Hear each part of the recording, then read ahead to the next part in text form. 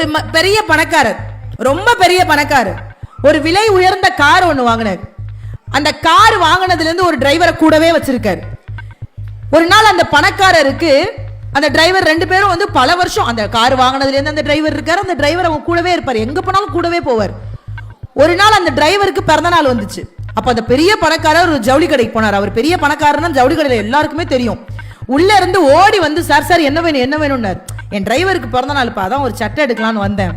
உள்ள இருந்து ஒருத்தர் ஓடி வந்தார், சார் இந்த சட்டை 5000, இந்த சட்டை 6000, இந்த சட்டை 7000. இவர் கடுப்பாயிருச்சு. டிரைவர்னு தெளிவா தான் சொல்றேன், போய் 1000 ரூபாய்க்கு எடுத்துட்டு வாப்பா போப்பா அப்படின்னு. ஒரு மாசம் கழிச்சு இந்த ஓனருக்கு பிறந்த நாள் வந்துச்சு. அதே டிரைவர் அதே கடைக்கு போனாரு.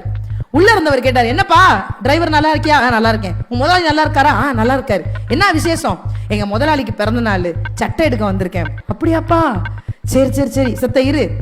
டிரைவர்னு தெரியும். ஒரு 1000 2000 எடுத்து போட்டாங்க. டிரைவர் கோவம் வந்துருச்சு. என்னண்ணே முதலாளிக்குங்கிற 5000க்கு எடுங்கண்ணே அப்படின்னு இருக்காரு. இப்ப உங்கள்ட்ட ஒரே ஒரு கேள்வி கேட்கிறேன், இந்த கதையில யாரு உண்மையான பணக்காரவங்க?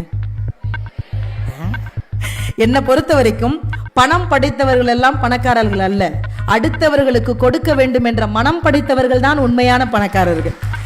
வாழ்க்கையில சந்தோஷமும் அதே மாதிரி தான், சிரிப்பும் அதே மாதிரி தான். நாம மட்டும் சிரிச்சா நல்லா இருக்காது, நம்மளை சுத்தி இருக்கிற எல்லாரையும் சிரிக்க வைக்கணும்.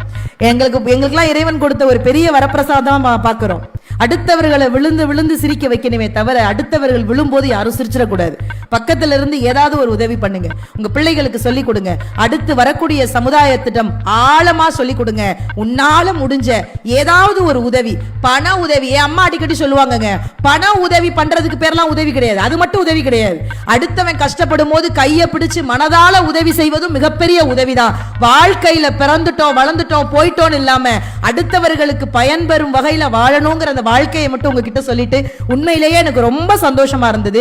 நாங்க நிறைய புத்தக திருவிழா, நான் பேசினது கிடையாது, ஆனால் நான் போற புத்தக திருவிழால ஏதாவது ஒரு விஷயத்தை கத்துக்கிட்டு போவேன், அங்கிருந்து ஏதாவது ஒன்ன கத்துக்கிட்டு வருவேன். நான் போற நிறைய மேடைகளை என்னை ஊக்கப்படுத்தக்கூடிய மரியாதைக்குரிய ஈரோடு மகேஷ் அவர்கள் என்னை புத்தக திருவிழாக்கு நிறைய கூட்டிட்டு போறது அவர் தான். இன்னைக்கு கூட வாய்ஸ் மெசேஜ் போட்டாரு, நீங்க எதை பத்தியும் யோசிக்காம உங்க ஸ்டைல்ல பேசுங்க அப்படின்னாரு.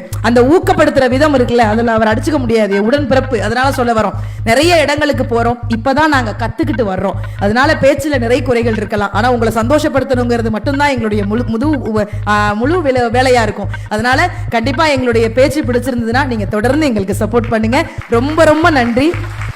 திருவள்ளூர் மாவட்ட நிர்வாகம் மறக்கவே முடியாது. இவ்வளோ அழகா எங்களை கூப்பிட்டு இவ்வளோ அழகா எங்களை கவனிச்ச எல்லாருக்கும் அருணாக்கு ஒரு பெரிய நன்றி. அருண் சார் உங்களுக்கு ஒரு பெரிய பெரிய நன்றி. தொகுப்பாளினிக்கும் ஒரு பெரிய நன்றி. நீங்க அந்த வார்த்தை சொன்னீங்கல்ல, அது அவர் கேட்கல, அதனால இன்னொரு அதனால நான் எதுவுமே கேட்கல, அவங்களா பேசுறாங்க.